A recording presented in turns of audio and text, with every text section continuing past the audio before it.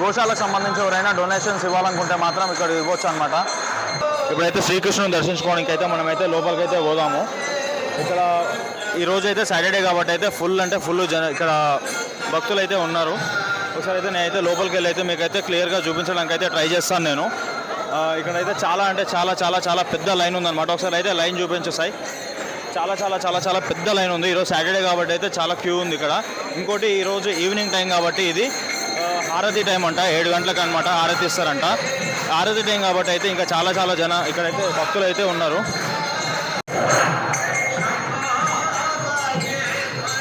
ఇక్కడికి మాత్రం భక్తులు అయితే చాలా ఇంతమంది భక్తులు వస్తారని అయితే నేనైతే అసలు ఎక్స్పెక్ట్ చేయలేదు.